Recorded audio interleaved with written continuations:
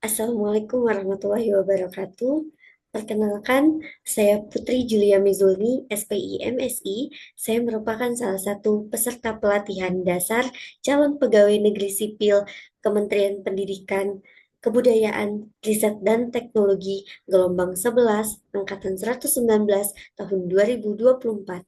Saya juga merupakan salah satu dosen yang bertugas di Fakultas Kelautan dan Perikanan Program Studi Pemanfaatan Sumber Daya Perikanan. Saya akan memaparkan mengenai penerapan manajemen dan Smart ASN dalam peningkatan pelayanan publik. Sebelumnya, mari kita sama-sama ketahui dulu mengenai apa itu manajemen ASN. Manajemen ASN merupakan pengelolaan ASN untuk menghasilkan pegawai ASN yang profesional, memiliki nilai dasar, etika profesi, bebas dari intervensi politik, bersih dari praktik korupsi, kolusi, dan nepotisme.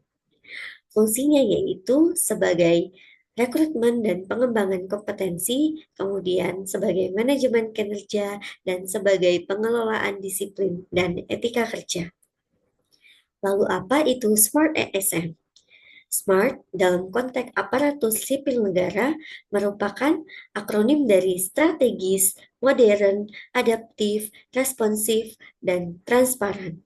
Kelima elemen ini merupakan pilar utama yang diharapkan dapat meningkatkan kinerja ASN dalam pelayanan publik dan tata kelola pemerintahan yang lebih efisien serta efektif. SMART adalah konsep penerapan nilai-nilai strategis untuk meningkatkan kualitas ASN dalam menyikapi masyarakat. Merupakan pedoman bagi ASN agar lebih proaktif, kompeten, dan akuntabel. Saya mengangkat 3 isu atau kondisi yang saat ini terjadi yang belum sesuai dengan penerapan manajemen ASN dan Smart ASN. Yang pertama yaitu rumitnya proses birokrasi dalam pelayanan mahasiswa. Kondisi yang saat ini terjadi yaitu banyak proses pelayanan mahasiswa, baik itu di tingkat program studi maupun di perguruan tinggi atau di universitas, seperti pengurusan beasiswa, izin penelitian, atau perpindahan jurusan, memerlukan banyak tahapan administratif dan persetujuan dari berbagai pihak. Dampak yang terjadi karena hal ini atau karena isu ini, yaitu mahasiswa mengalami keterlambatan dalam mendapatkan layanan yang dibutuhkan dan seringkali harus melakukan beberapa kali konfirmasi atau verifikasi. Kemudian yang kedua yaitu kurang efisiennya pengambilan mata kuliah oleh mahasiswa.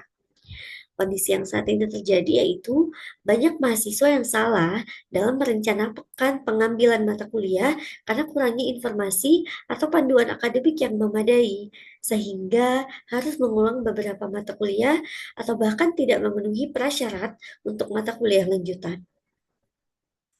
Dampak yang terjadi karena isu ini yaitu program studi proses studi mahasiswa menjadi lebih lama dan mereka gagal menyelesaikan studi tepat waktu tentunya. Kemudian yang ketiga atau yang terakhir yaitu terbatasnya aksesibilitas repositori perguruan tinggi.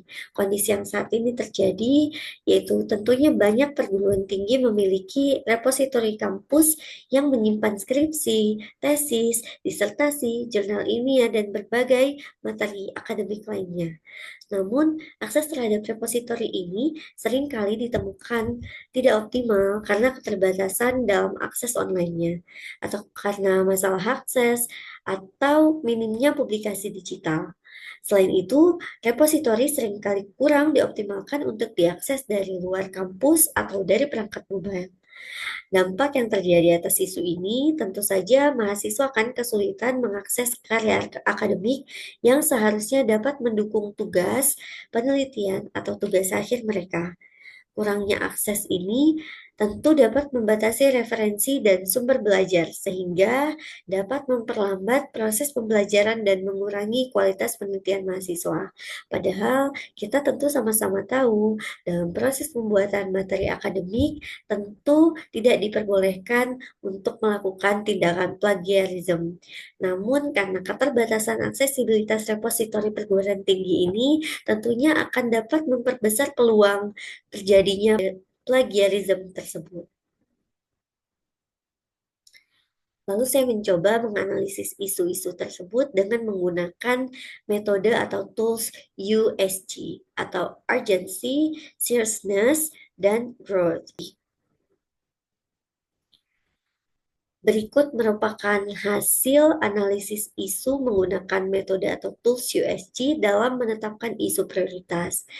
Dapat dilihat bahwa dari tiga isu yang tadi diangkat, ada satu isu yang menjadi isu prioritas, yaitu isu mengenai terbatasnya aksesibilitas repositori perguruan tinggi. Isu ini mendapat total skor 15 dan tentunya menjadi prioritas nomor 1 untuk dianalisa lebih lanjut. Saya menganggap bahwa isu ini atau isu terbatasnya aksesibilitas repositori perguruan tinggi ini dapat terjadi disebabkan karena infrastruktur digital yang belum terintegrasi sepenuhnya, juga karena kurangnya pengelolaan konten digital yang berkelanjutan, serta keterbatasan anggaran atau kebijakan yang mendukung akses publik terhadap repositori kampus ini. Kemudian solusi yang saya berikan atas isu prioritas ini yaitu yang pertama, optimalisasi sistem repositori digital, di mana kita perlu mengembangkan sistem repositori berbasis web yang user-friendly, responsif, dan mudah diakses dari berbagai perangkat. Kemudian solusi yang kedua yaitu meningkatkan hak akses terbatas bagi sivitas akademika, di mana memberikan hak akses yang lebih luas bagi mahasiswa, dosen, dan staf kampus untuk mengakses dokumen tertentu yang dibutuhkan tanpa harus melalui banyak prosedur administratif.